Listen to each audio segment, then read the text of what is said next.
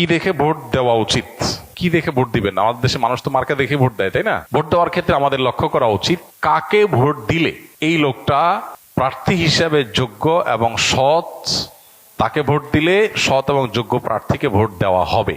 এটা আপনার বিবেককে আপনি জিজ্ঞাসা করবেন।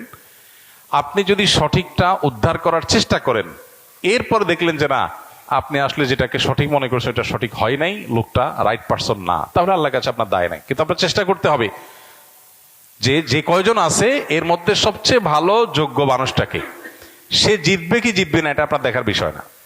আমাদের দেশে বেশিরভাগ মানুষ এই জায়গাটা এসে ভুল করে, মনে করে যে তারে ভোট দেওয়ার লাভ কি, ভোটগুলো তো নষ্ট হবে। ভোট নষ্ট হয় না। একটা ভালো মানুষ যদি অল্প কয়েকটা ভোটও পায়, তাহলে সে এটার উপর ভিত্তি করে সামনে আর কয়েকটা পাবে, তারপর আবার আরো কয়েকটা পাবে। কিন্তু আপনি যদি ভোট দেওয়ার এই রাস্তাটা বন্ধ করেন, অথবা তাকে সে কম ভোট পাবে এই চিন্তা করে আরেকজনকে ভোট দেন, তাহলে কি হবে? এই চান্সে খারাপ মানুষগুলো তাদের খারাপের রাজত্ব আরো বেশি করে করতে পারবে।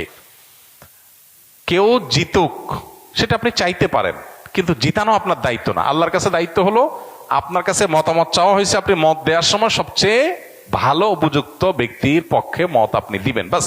এটা হলো আপনার কাজ। যে লোককে ভোট দিলে আপনার ঈমান, আমল, ইসলামের স্বার্থ, মুসলিম উম্মার স্বার্থ সংরক্ষিত হবে।